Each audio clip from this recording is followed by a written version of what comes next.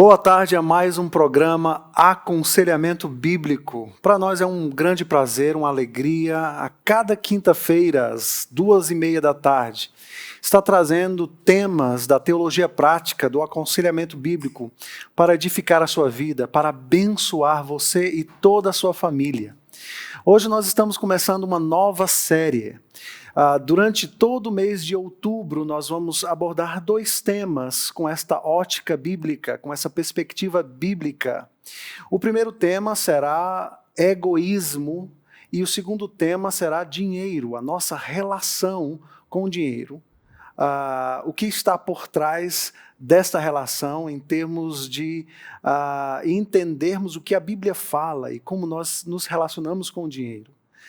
O último programa dessa série do mês de outubro será um programa de perguntas e respostas. Então nós vamos estar coletando as suas perguntas ao longo do mês e nós vamos estar então lendo a sua pergunta e tentando servir você da melhor forma possível.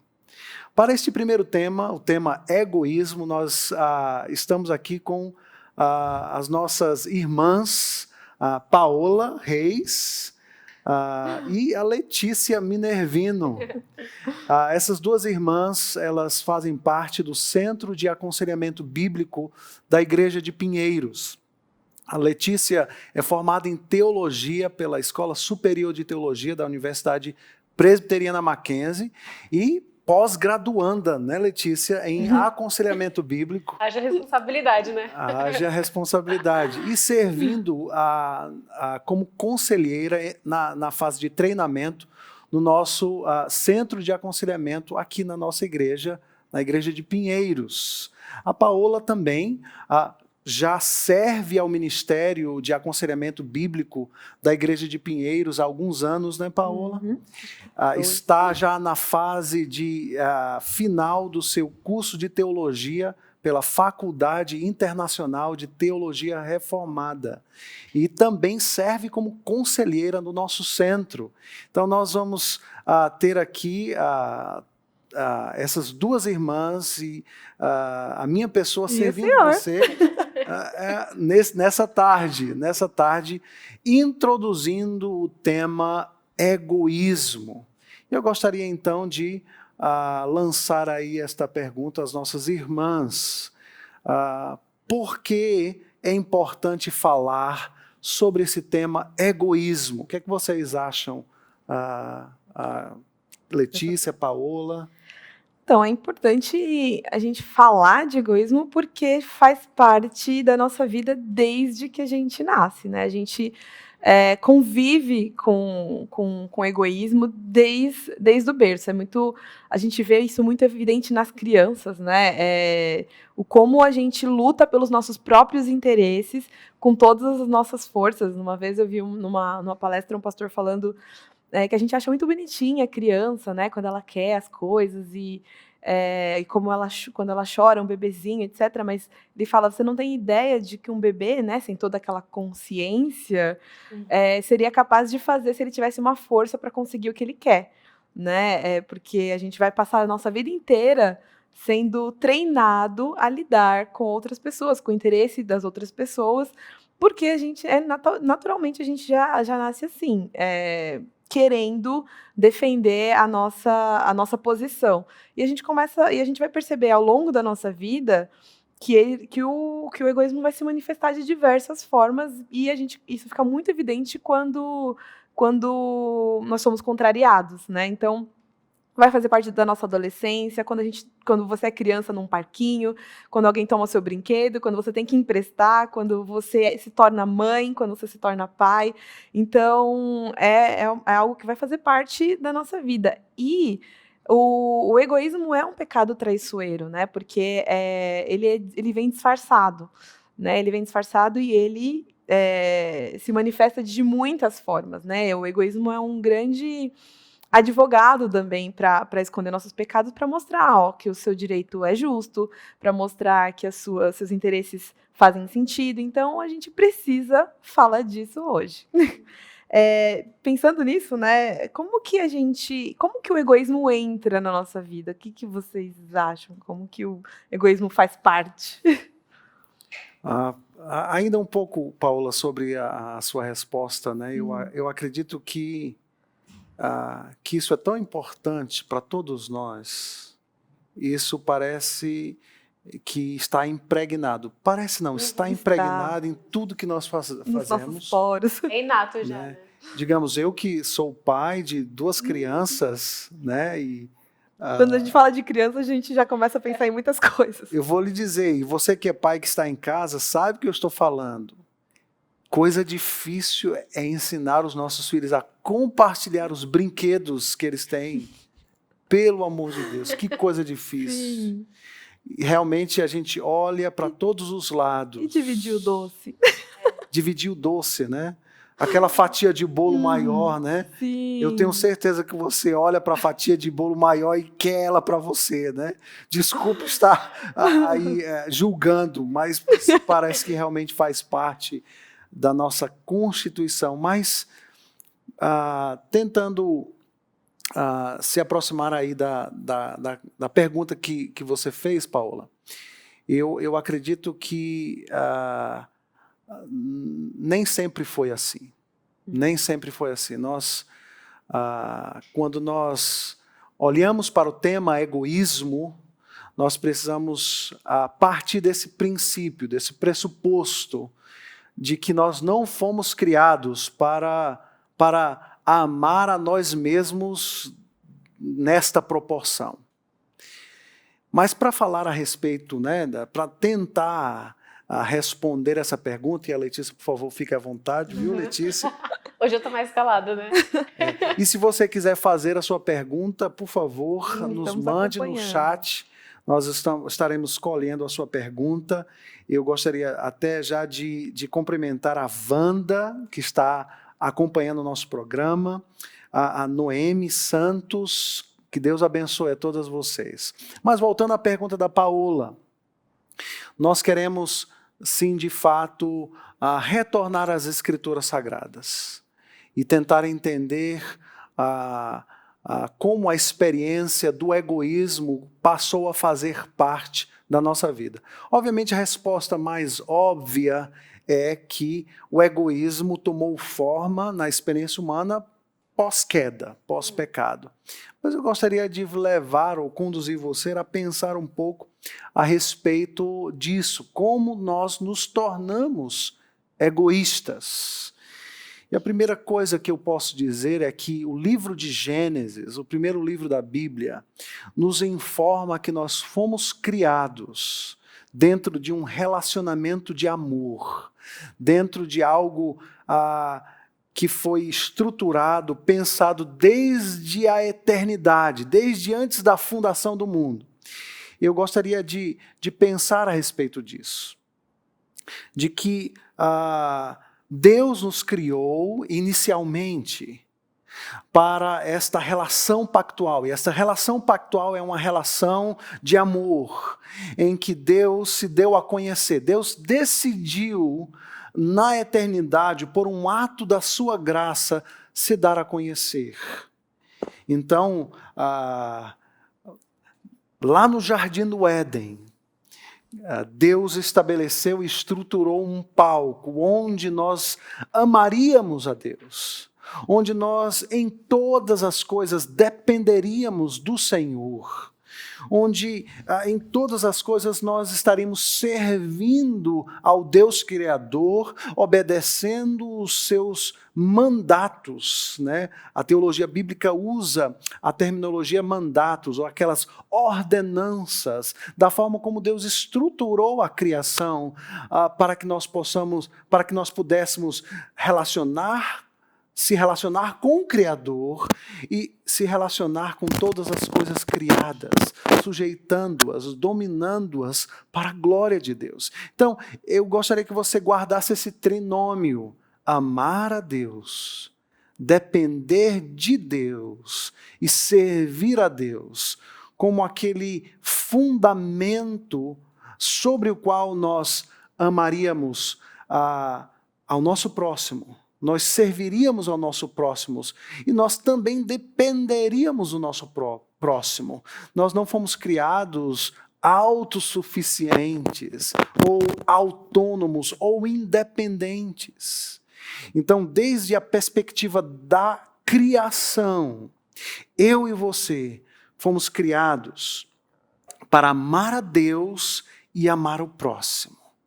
Submeter-se a Deus, depender dele, amá-lo e servi-lo, e fazer as mesmas coisas para com o próximo. Mas Gênesis, no capítulo 3, nos informa que as coisas não continuaram dessa forma. Os nossos primeiros pais, Adão e Eva, tomaram uma decisão, usaram um poder de livre vontade que Deus deu aos nossos primeiros pais para dar um passo contrário à sua natureza santa.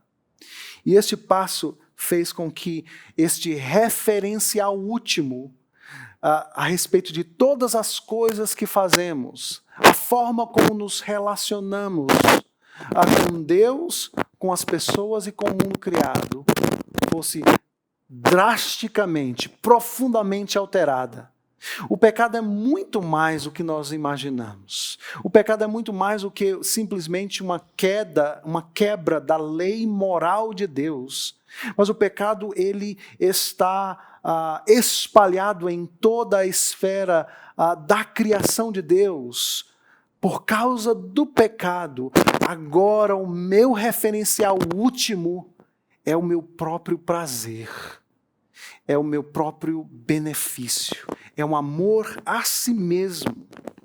Portanto, amar, depender e servir o próximo num mundo caído, quebrado, atingido pelo pecado, não será uma tarefa fácil. Na realidade, nós podemos dizer que essa tarefa ela se torna impossível sem a graça de Deus manifesta na realidade criada. O que é que o pecado fez? Mudou o referencial final de Deus para mim mesmo. Eis aí o nascimento daquilo que nós chamamos de egoísmo, ou de colocar o homem no centro de todas as coisas, a minha vontade, os meus desejos. Agora o homem, vivendo num mundo quebrado, atingido pelo pecado, ele vai construir a sua vida como se ele fosse o centro do universo. Os meus desejos não expressam mais de forma harmônica a criação de Deus, a forma como Deus nos criou lá no princípio. Agora os meus desejos, eles vão estar centrados em mim mesmo, a minha vontade, o meu prazer. Eu vou buscar os meus benefícios. Na realidade, eu vou estar sempre buscando essas coisas. Eu posso lhe dizer que a experiência humana pós-queda, ela não é totalmente entregue às paixões mundanas, pecaminosas, somente por causa da graça de Deus. O homem, mesmo sendo ele não cristão, ainda ele espelha de alguma forma a imagem de Deus, mesmo que distorcida, quebrada, invertida de ponta cabeça, mas de alguma forma o homem ama ou serve de alguma forma, mesmo que esse serviço seja questionado e muitas vezes seja feito com intenções pecaminosas. Portanto, como o egoísmo se tornou presente na experiência humana, o livro de Gênesis nos ensina a respeito disso. Digamos, recordemos o momento da queda. Quando Adão e Eva se escondem da presença de Deus, quando eles se cobrem com folhas, quando eles apontam um para o outro para encobrir a sua culpa e apontar os defeitos do outro. Com isso, obviamente, eles estão jogando a culpa em Deus, encobrindo a sua culpa.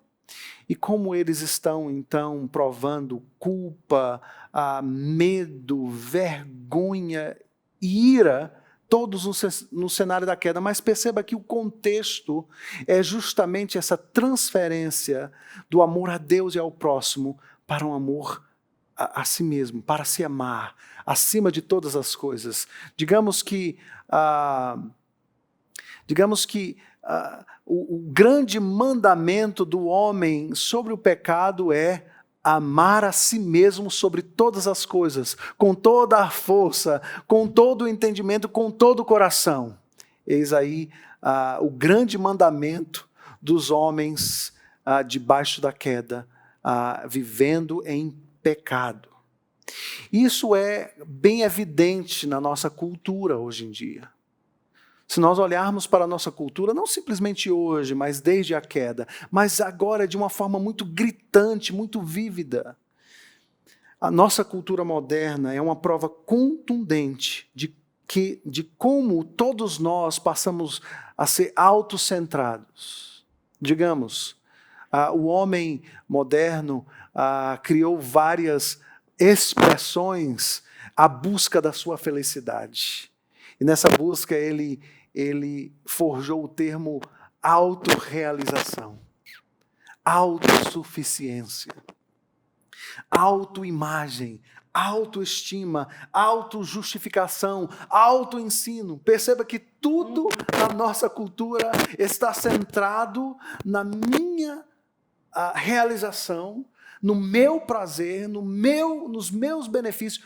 Como é que eu vou me beneficiar quando nós nos relacionamos? Como é que eu vou tirar vantagem dessas coisas?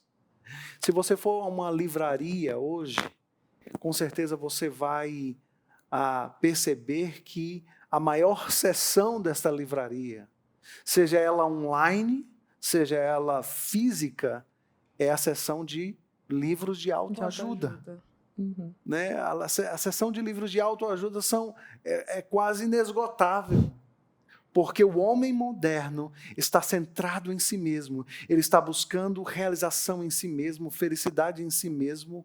Ele está redefinindo todas as coisas que Deus criou à sua imagem e semelhança. A sua imagem quebrada e pecaminosamente atingida pela queda. Então, eis aí, digamos, uma breve, teologia do egoísmo, para entendermos como isso se tornou realidade na nossa experiência. Mas eu gostaria de jogar uma outra pergunta, a partir dessa construção aí da teologia do egoísmo, daquilo que a Bíblia fala, baseado no livro de Gênesis. Como o egoísmo pode se manifestar na nossa vida, tendo em vista que ele possui várias facetas? O que é que você acha, Letícia, Paola? Quero ouvi-las.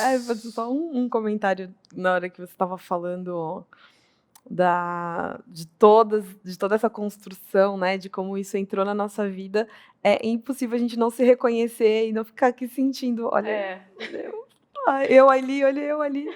A gente, né, preparando o programa e sendo confrontado, por isso que até voltando para a primeira pergunta, por que é tão importante falar disso? Porque isso é tão presente na nossa vida, né? A gente vem dessa questão da autoajuda, da autossatisfação, tudo pra gente, como isso afeta até mesmo a teologia em várias igrejas hoje, né? Porque o que Deus pode fazer por você? Você é o centro. Deus não é mais o centro da igreja, em muitas denominações, etc. Igrejas construídas com essa ideia: vem aqui que você vai receber o que você precisa, o que Deus tem para fazer por você.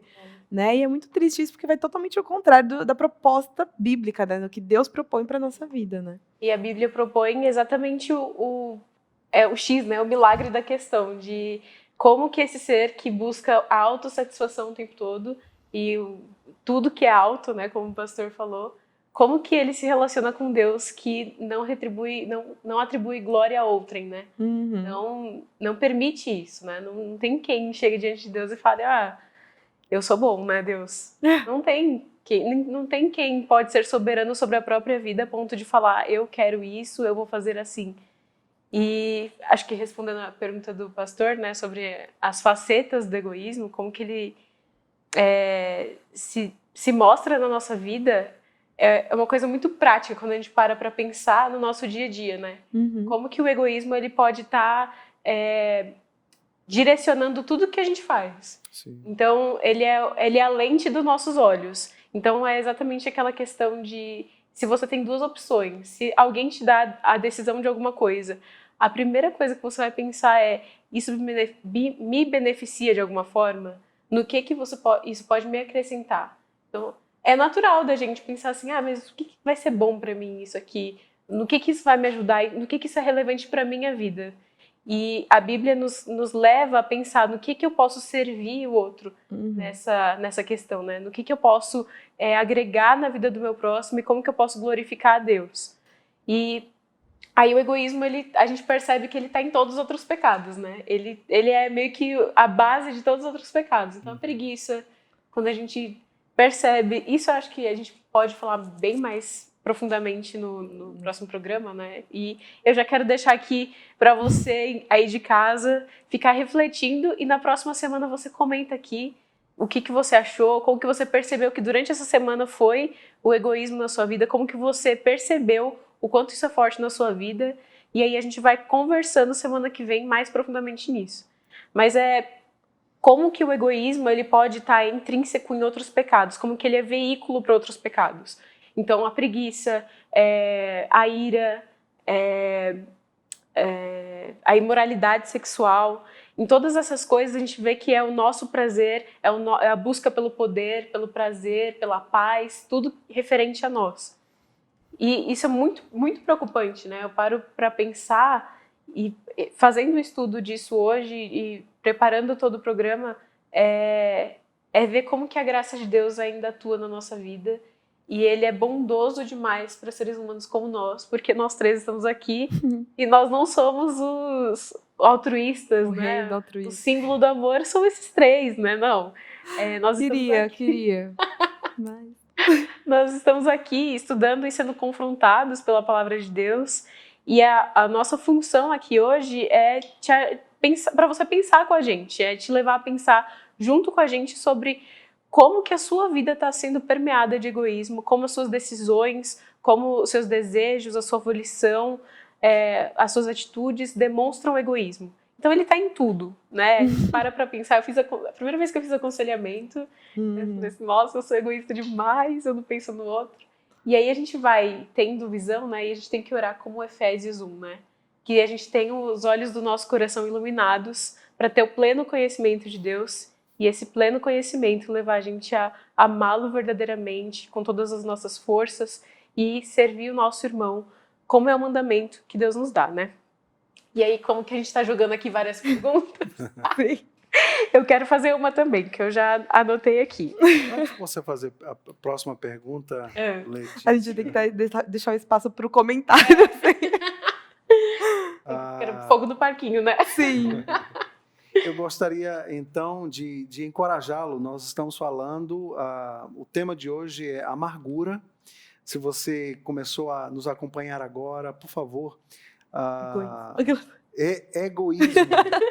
Me perdoe. O tema do mês passado foi mais amargura. Pode ser uma das facetas. Se você não assistiu mês passado, faça, como a gente sempre fala, maratona do programa de aconselhamento. E PPFlix.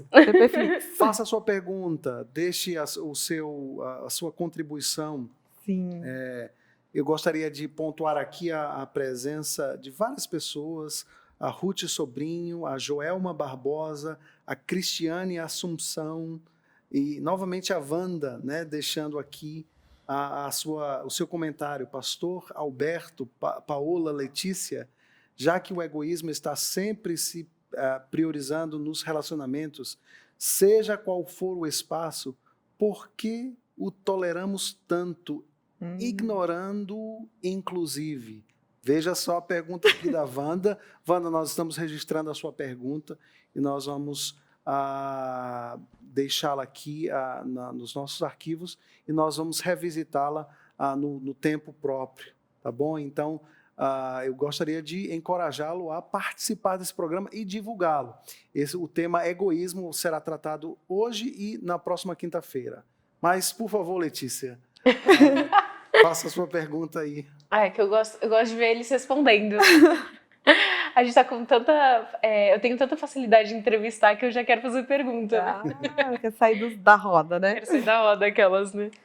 Como que o egoísmo afeta os relacionamentos? Eu falei que várias coisas práticas, mas pensando nessa questão de relacionar com o próximo e até mesmo com o próprio Deus, né? Como que a gente tem o egoísmo nos relacionamentos? Uau. E já pega um pouco do que a Wanda perguntou, né? A gente vai até trazer as questões mais práticas na semana que vem, né? Ou talvez passos mais práticos, né? Sobre relacionamento, mas uma das coisas que a gente precisa pensar é que a Bíblia traz muitos versículos falando sobre qual que é o plano de Deus para os relacionamentos, né? Eu coloquei aqui o versículo de Tiago, né? De onde procedem as guerras e brigas que há entre vocês? De onde, senão dos prazeres que estão em conflito dentro de vocês? Vocês cobiçam e nada têm, matam e sentem inveja, mas nada podem obter, vivem a lutar e fazer guerras, nada têm porque não pedem, pedem e não recebem porque pedem mal, pedem para esbanjarem em seus prazeres. Então, Tiago já deixa muito claro como nós somos... como esse egoísmo que habita no nosso coração, ele atrapalha a forma como a gente lida com as outras pessoas, né? A gente precisa ficar muito atento nos conflitos, até falei sobre isso num programa no IPP TV, no Manhã IPP outro dia, sobre Em Busca da Paz e tudo mais, como os conflitos são gerados por essas ações egoístas, né? E como a gente, em vez de minimizar os problemas e sempre buscar a paz, a gente está sempre inflamando por questão de querer os nossos direitos, né? Então, quando a gente rejeita a Deus, dentro do nosso coração abre um espaço que a gente preenche com a gente mesmo. A gente pode buscar satisfação e muitas outras coisas para preencher esse espaço, né? Vários ídolos para preencher esse espaço, mas o primeiro ídolo que a gente coloca para preencher esse vazio no nosso coração somos nós mesmos. E aí, né, nas relações, a gente sempre está olhando, até o pastor Alberto citou, né?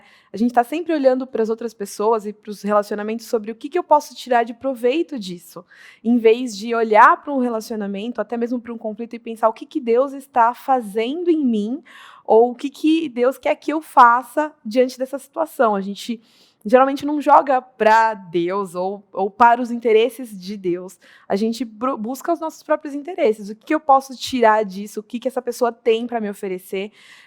E isso é danoso para todos os tipos de relacionamento, no trabalho, na família. A gente até fala melhor sobre isso na semana que vem.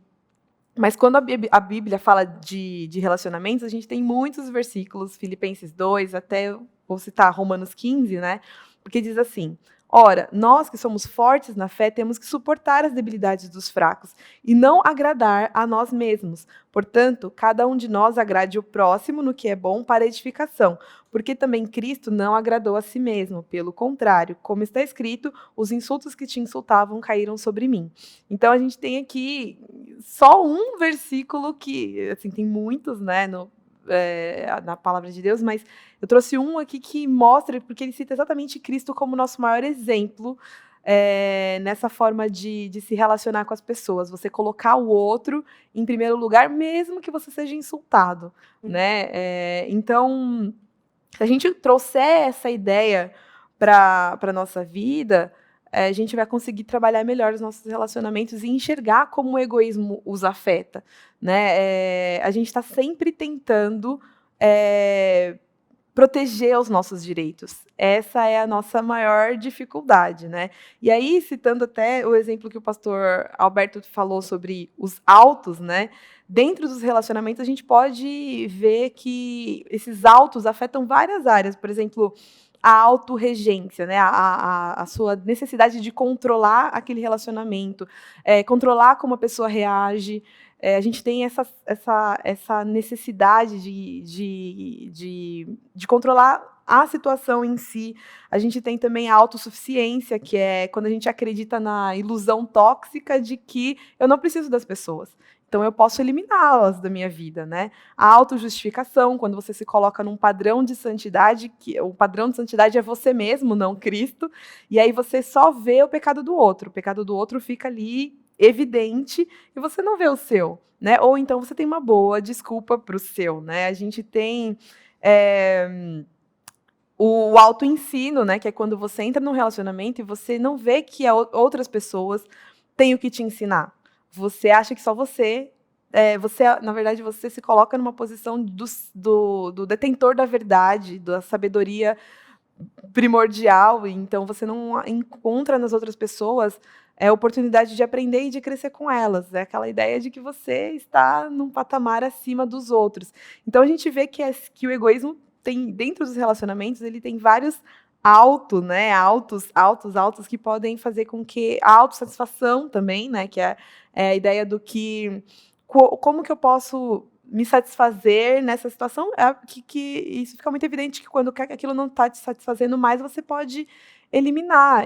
Ou, por exemplo, quando você encontra satisfação no bem material, você se relaciona com as pessoas para ter acesso àquela satisfação. E se a gente vê até mesmo, a gente vai falar sobre isso, né, quando a gente fala de dinheiro, quantos casamentos não terminam quando o problema financeiro entra?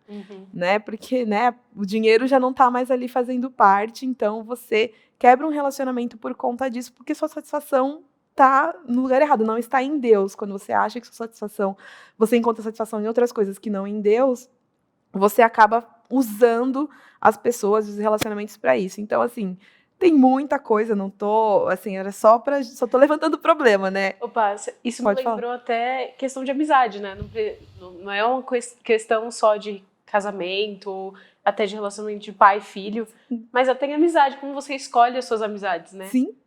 O que essa pessoa pode me servir? Eu não quero essa pessoa porque do que ela vai ser útil na minha vida, né? E a gente nunca escolhe um amigo, assim, só em Cristo, obviamente, quando a gente tem um caráter transformado.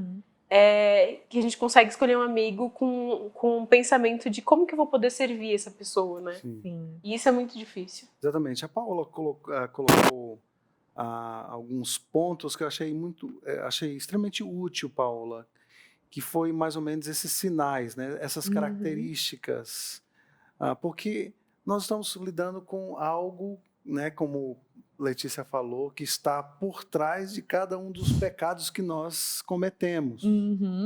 E o que eu creio que é uma das coisas mais grotescas é porque nem sempre você vai para um relacionamento ou vai fazer alguma coisa com um plano arquitetado consciente, dizendo assim, o que é que eu vou ganhar com isso? Sim. Quais as vantagens que eu vou ter aqui? Isso faz parte da nossa vida, né? De uma forma tal, de uma profundidade tal, que o mais grotesco da coisa é que o egoísmo ele é extremamente sutil. Ele chega a ser natural, né, pra gente. É natural, é como a vida está se processando debaixo do sol, né, utilizando o termo do livro de Eclesiastes, e como realmente as pessoas se relacionam, nem sempre elas vão arquitetar dessa forma, né? Quais consciente, né? Conscientemente, não é. Mas elas estão fazendo. Por isso que eu achei, Paula, tão útil você caracterizando, né, dando nome, cor, a forma como o nosso egoísmo é expresso, para que, se eu sou, de alguma forma, convencido de que não, eu sou uma pessoa altruísta, né? Eu estou negando a mim mesmo. Obviamente, o cristão que crê em Cristo, a palavra tem o Espírito Santo de Deus, está numa luta constante. Numa luta constante. Mas isso é algo extremamente sutil, faz parte da nossa vida. E muitas vezes parar para reconhecer essas coisas, reconhecer que todos nós, né, o egoísmo é um problema dos seres humanos caídos. Só existiu uma pessoa, um homem, sobre a face da terra, o Deus homem, Jesus Cristo, que realmente foi o homem de dores, que se esvaziou, mas eu não vou entrar nesse ponto, porque nós vamos trazer muito a respeito disso. E, então eu gostaria de comentar, Paula, a respeito da sua colocação aí, de como é que o egoísmo se reflete nos relacionamentos, trazendo para nós de que o problema é muito mais sério, muito mais grave, muito mais profundo do que nós imaginamos, e isso está presente em cada movimento que nós fazemos, e de uma forma tão sutil, tão inconsciente, que eu realmente preciso de algo ou de alguém fora de mim, para que com muito amor, com muita sabedoria, essa pessoa possa nos ajudar pela palavra, pela amizade, pelo relacionamento, nos ajudar a reconhecer o egoísmo em cada um de nós. Essa sua fala foi muito importante porque eu tô colocando aqui, parece que é quando tá bem evidente, né? Eu vou procurar um relacionamento assim, porque eu quero dinheiro, porque eu quero que me faça bem, mas essa sutileza, enquanto eu estava escrevendo assim, e vinha assim, nossa, vieram várias coisas na minha cabeça, o próprio Espírito Santo acusando, assim, essa questão da justificação, a culpa é do outro, mas ele que começou, é muito sutil, e são coisas que você só vai perceber mesmo, a sua intenção por trás, quando você é confrontado, quando o problema surge, né? Inclusive, onde eu peguei essa fala, foi no livro do Paul Tripp, Relacionamentos, né? Uma confusão que vale a pena. É muito bom esse livro, inclusive. E ele começa, antes dessa fala, dando um estudo de caso de um casal que estava tudo perfeito. Assim, eles se davam bem, eles estavam, né, incríveis, eles tinham bons empregos os dois, até que surge o problema, né? Ela engravidou, não estava nos planos, o cara reagiu mal, aí pronto, a bomba explodiu. Daí todos esses pecados começaram a ficar evidentes, né? Não que eles nasceram ali, mas eles começam a vir. Então, são coisas que a gente já pode começar a pensar hoje na forma como a gente se relaciona, porque quando o problema vem, a gente já está preparado, né? Exatamente. Pensando em tudo isso, né, nós levantamos vários problemas e a problemática, né, do egoísmo. Agora a gente precisa dar uma palavra de esperança. Por favor, vamos dar a palavra de esperança para aqueles que nos acompanham e nos acompanharão, né? Sim, qual a esperança que nós podemos ter ao reconhecer o egoísmo? Agora, assim, a gente levantou o problema, como eu falei, preparando aqui, eu já vi os meus. Imagino que quem está assistindo também pode até ter pensado em algumas coisas. Há um caminho de volta? Qual que é a esperança, gente? Eu gostaria de comentar um pouco, mas, por favor, Letícia, e você mesmo, Paola, né? Levante a pergunta, mas também você pode estar tranquila para trazer alguma resposta bíblica. Eu gostaria de deixar com você um texto da Palavra de Deus. Até agora, no nosso programa, a nossa função foi trazer da Escritura Sagrada todos os pontos, os sinais, os efeitos, as consequências do pecado em termos de egoísmo. Isso é um problema de todos nós. É um problema que eu enfrento todos os dias no meu relacionamento conjugal, no meu relacionamento com os meus filhos, com os meus irmãos, né? Mas o que a palavra de Deus pode nos trazer de esperança? Eu gostaria de compartilhar um texto que está na carta de Paulo aos Filipenses, um texto bem clássico da Escritura Sagrada, quando Paulo ora pelos crentes ali de Filipo. Então, ele sempre tem essa característica nas suas cartas, né? O apóstolo Paulo, um missionário que plantou dezenas de igrejas na Ásia Menor, tinha este espírito pastoral de cuidar da sua igreja. E existe essa característica em todas as suas cartas, né? Ele está orando pelos crentes. Eu acho extremamente belo essa característica do apóstolo Paulo. E em Filipenses capítulo 1, a partir do versículo 3, nós podemos ler: Dou graças ao meu Deus por tudo o que lembro de vocês, fazendo sempre com alegria súplicas por todos vocês em todas as minhas orações. Dou graças pela maneira como vocês têm participado na proclamação do Evangelho, desde o primeiro dia até agora. Então, veja só o que Paulo está colocando em sua oração. Eis aqui um ponto da oração dele que eu gostaria de ressaltar.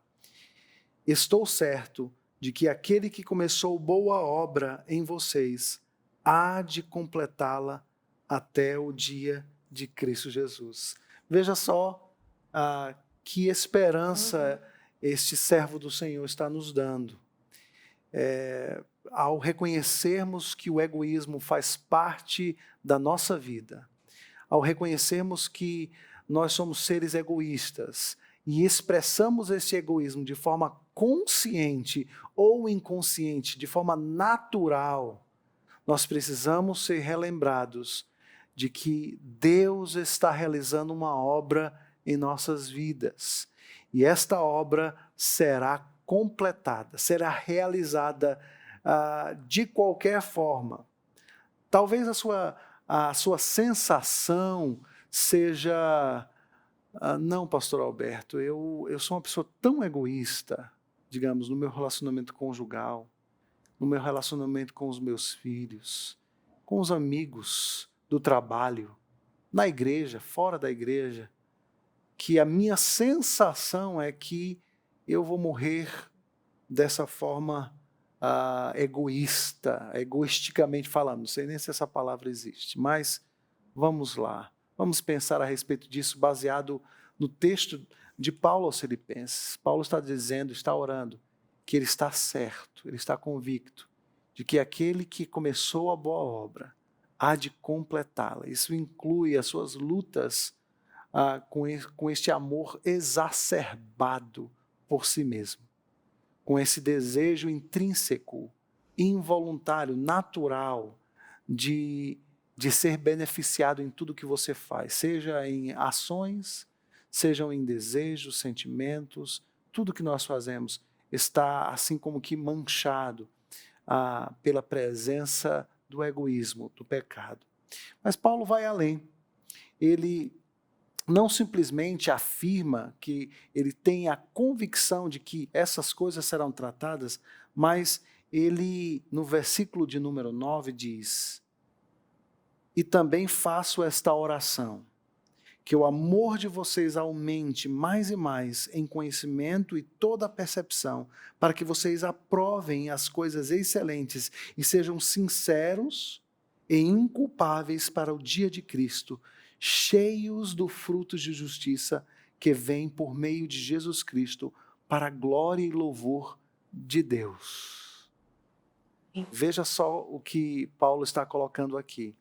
Esses crentes estão passando por diversos problemas, pressões e dificuldades, e o apóstolo Paulo não está orando para que as circunstâncias mudem, mas para que eles cresçam em amor, amor para com Deus, amor para com o próximo, para que eles sejam ricos em frutos de justiça.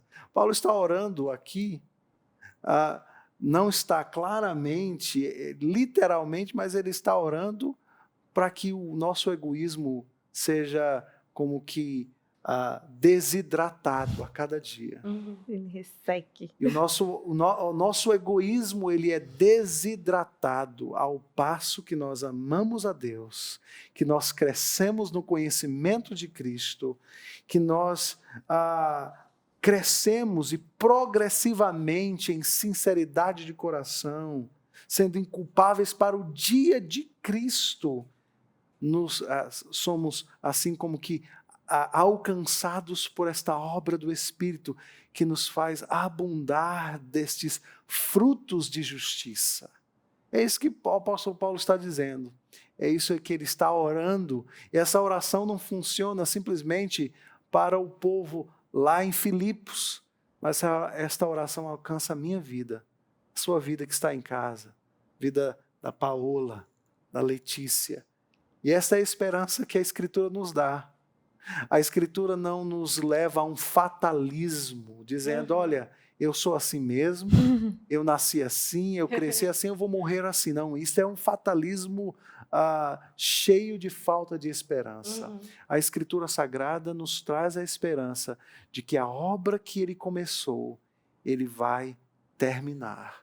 Ele não deixa a obra pela metade. Por isso, as nossas vidas atingidas por este amor próprio exacerbado, que é o egoísmo, tem chance de mudança para mim e para você. Amém. Porque Paulo nos traz isso na Sagrada Escritura. Pastor, lembrei agora do senhor falando sobre a esperança, né, que tem nas Escrituras, da passagem que está em Judas, se não me engano, que diz que Cristo nos apresentará diante de Deus, diante do Pai, exultante, né? Por estarmos imaculados e irrepreensíveis.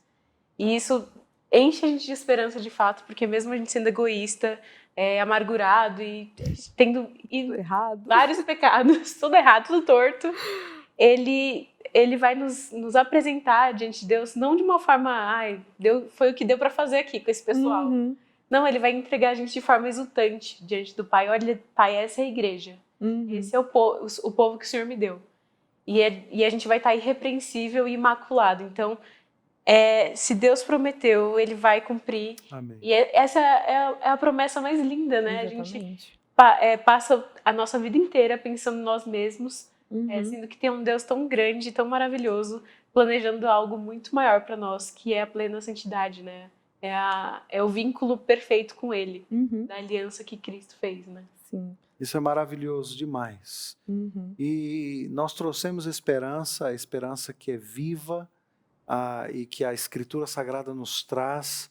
Mas eu gostaria de introduzir uma parte que o aconselhamento nos traz de uma forma tão concreta. Nós cremos, obviamente, que a obra de Deus ela vai terminar, ela vai ser concluída na nossa vida. Mas a sua pergunta aí na sua casa pode ser: como é que isso funciona no dia a dia? Qual o fundamento desta esperança? Qual o antídoto para tratar o egoísmo na minha vida e na sua vida? A palavra nos traz esperança, eu creio nessa esperança, eu creio que as irmãs creem nessa esperança. Mas como é que isso funciona na prática? Como é que nós podemos começar a dar passos? Então nós estamos aqui quase no final do nosso primeiro programa sobre egoísmo. Nós temos várias pessoas participando dele. Deixe a sua pergunta, nós vamos coletar a sua pergunta. Nós levantamos o problema, talvez um dos problemas mais profundos da experiência humana. Nós vimos este problema, como ele tem as suas raízes lá no Éden, na rebelião dos nossos primeiros pais. Nós vimos o reflexo e as consequências deste referencial que foi trocado, ou seja, esse referencial último que estava em Deus e passou a ser em nós mesmos, nos tornando pessoas autocentradas. Nós vimos o reflexo do egoísmo nos nossos relacionamentos. Nós fomos à Escritura para buscar esperança, mas qual o antídoto? Quais os passos? Eu gostaria de, pelo menos, que vocês nos ajudassem aqueles que estão nos acompanhando, a entender pelo menos o primeiro passo na compreensão deste plano de ajuda concreta que o aconselhamento bíblico sempre nos traz. Né? Então, qual o antídoto? Essa palavra é difícil, né? O pastor está repetindo.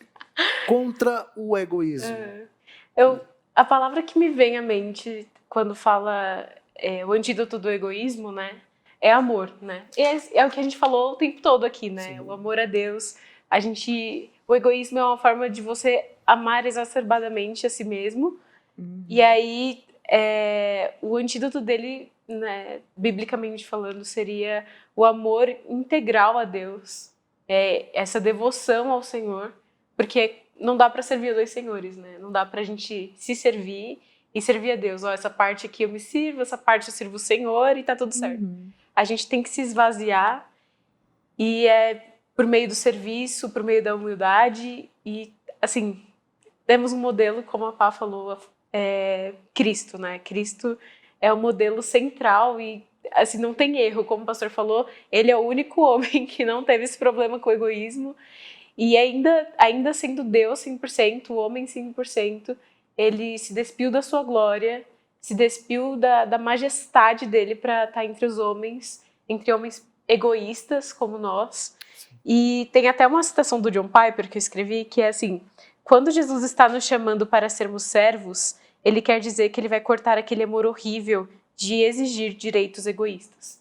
Então, quando ele chama a gente para ser servo como ele está falando: para de ser egoísta. Para com essa coisa horrível de ser egoísta, porque isso não faz parte do meu caráter. E quando ele quer forjar o nosso caráter, ele vai queimar esse egoísmo e vai frutificar em amor pra gente. Eu queria ler a passagem de João 13, do versículo 12 ao 15, que diz o seguinte: quando terminou de lavar-lhe os pés, Jesus tornou a vestir sua capa e voltou ao seu lugar. Então lhes perguntou: vocês entendem o que eu fiz? Vocês me chamam mestre e senhor, e com razão, pois eu sou. Pois se eu sendo senhor e mestre de vocês, lavei-lhe os pés, vocês também devem lavar os pés uns dos outros. Eu lhes dei o exemplo, para que vocês façam como eu lhes fiz. E eu lendo essa palavra... Que coisa maravilhosa, Letícia. É incrível, né? Ver como que Cristo dá até vontade de chorar. Ver como que o nosso mestre, eu sou o mestre mesmo, mas eu me despido da minha glória para dar exemplo para vocês, para ter algo prático, para vocês verem, terem uma imagem visual, algo para vocês verem em mim de como vocês devem agir. Ele não só é bom e misericordioso em falar como fazer, ele mostra, né? Então ele foi e se despiu da sua glória e lavou. Ele fez um papel de escravo, né? Porque naquela época você lavar os pés daquelas pessoas que iam ficar na sua casa, se hospedar na sua casa, era o serviço do escravo. Então o escravo ia lá, assim que você chegava, o escravo ia, lavava os seus pés para vocês irem fazer uma refeição e ter comunhão, né? E Jesus, antes da ceia, né, faz isso para ter comunhão com os discípulos, e ele faz o serviço do escravo. E quantas vezes a gente faz as pessoas de escravos de nós e as circunstâncias ao nosso favor, quando na verdade nós deveríamos nos comportar como escravo, como Jesus fez, e lavar os pés dos nossos irmãos e sermos humildes diante do Senhor, né? Ele tinha uma capa de glória e ele tirou. Você vê que depois ele retorna, coloca a capa de novo e se assenta, né? Ele retorna para o seu lugar. E o nosso lugar, na verdade, é de joelhos diante dele. E é isso que tem que ficar fixo na nossa mente. E é difícil, né? Porque dia a dia você acordar com esse propósito de como que eu vou servir os outros, como que eu vou servir a Deus, como que eu vou ter a abnegação e negar os meus próprios desejos. É esplêndido ver o Evangelho agindo. Maravilhoso, extraordinário. Eu me lembrei, Letícia e Paola, ao você colocar tanto o texto, né, como a pessoa de Cristo. Nós, no curso que nós estamos ministrando na escola de aconselhamento, uma das aulas teve o tema Nossa União com Cristo, né? E como a nossa união com Cristo é o firme fundamento para o processo da mudança. Então, aplicando isso ao egoísmo e trazendo o exemplo de Cristo, talvez você em casa possa estar tentado a pensar, não, mas isso é Cristo. Né? Eu sou um pecador miserável, isso não tem a ver comigo, né? Mas nós cremos que a Escritura Sagrada, aquilo que a Escritura Sagrada nos fala a respeito da nossa união mística com Cristo, ao passo que nós cremos na obra de Cristo, ao passo que nós nos arrependemos dos nossos pecados, Paulo nos ajuda a entender que nós somos unidos com Cristo na sua morte e na sua ressurreição. Isso é algo glorioso, poderosíssimo para tratar o egoísmo, o pecado, de uma forma geral na nossa vida. Porque nós somos unidos espiritualmente a Cristo, ao depositarmos a nossa fé em sua obra, O exemplo de Cristo não é simplesmente um exemplo distante, mas é uma realidade existencial em todo aquele que creu em Jesus Cristo e vive nesta vida, olhando para Ele como o autor e consumador da sua fé. Então, que coisa extraordinária. Na hora que ele estava falando, eu estava pensando exatamente nessa questão bem prática, que a gente tem essa tendência de pensar em Cristo é Deus, né? Então, ele é outro patamar. Mas até o versículo que eu trouxe de Romanos 15, ele fala, faça isso, seja assim, porque Cristo foi assim. Exato. Né? Ele coloca aqui, né? Porque também Cristo não agradou a si mesmo. Aí a gente lembra, falando de egoísmo, de Filipenses 2 também. Não façam nada por interesse pessoal ou vaidade, mas por humildade, cada um considerando outros superiores a si mesmo, não tendo em vista somente os seus próprios interesses, mas também o dos outros. Tenham entre vocês o mesmo modo de pensar de Cristo Jesus. E aí, assim, a gente não pode esquecer que Deus não vai exigir de nós nada que Ele mesmo não proporcione os meios para que a gente cumpra, né? E o próprio Cristo. Essa parte caminho. também, que Cristo fala de lavar os pés, ele explica, né? Você vê que depois que ele faz tudo, olhem para mim. Eu fiz isso para dar exemplo para vocês. Então ele explica, eu fiz para vocês fazerem. Exatamente. Não é uma ação assim desproposital. Sim. É uma ação de eu fiz e ele explica, né? Deus é perfeito em tudo. Quando não é nem brecha pra gente pensar que não é não comigo. É um exemplo isolado, né? Tipo assim, olha, são vou vários. fazer e vocês façam não porque queiram Cristo. fazer. Olha para Cristo. Quando você pensar em exigir, cobrar os seus direitos, lembre de Cristo que abriu mão, que tinha todo o direito se e esvaziou, se esvaziou da sua glória. Então, esse antídoto, gente. Ele é poderosíssimo, né? Ele é, Sim. na realidade, o antídoto. Exatamente. Para começar a desintegrar gradativamente. Isso é uma obra que vai durar uma vida. Vai durar uma vida. Gostaria de deixar uma tarefa de casa para você que... É que aconselhamento, tem que ter tarefa de casa. Para você que nos acompanhou, né? Faça uma lista daquelas experiências dentro dos seus relacionamentos, onde você consegue enxergar mais evidentemente a presença dessa articulação pecaminosa de estar buscando consciente ou inconscientemente o seu próprio prazer, os benefícios para a sua própria vida. Faça esse exercício, construa a sua lista, ore ao longo da semana a respeito disso. Peça oração pela sua vida. Talvez aquela pessoa, o seu cônjuge, talvez o seu pai, a sua mãe, o seu amigo mais achegado. Peça ajuda a ele para que ele possa te ajudar a enxergar algumas coisas que você não está conseguindo enxergar, mas que são obras egoístas. E volto a repetir, isso é um problema de todos nós. Com essas duas coisas, com esses dois exercícios, né, tanto a sua lista quanto o seu pedido de oração, venha e participe do nosso próximo programa. Na próxima semana, na quinta-feira, às 14h30, nós vamos estar novamente com essas duas mulheres de Deus, servas do Senhor, que têm ajudado pessoas em suas lutas pessoais, usando a Escritura Sagrada para ajudar essas pessoas. Venha, participe deste programa, traga suas perguntas, e nós estaremos aqui para ser simplesmente um canal, servos de vasos de barro, mas nós queremos te abençoar, nós queremos trazer um plano concreto, baseado na palavra de Deus, para te ajudar. E faça a sua tarefa, e eu te vejo no próximo programa Aconselhamento Bíblico da nossa IPP-TV, a TV missionária da Igreja de Pinheiros, que tem abençoado tantas vidas, não somente aqui no nosso país, mas ao redor do mundo inteiro. A Deus a glória, a honra e o louvor. E eu vejo você no próximo programa Aconselhamento Bíblico. Até lá. Tchau, tchau.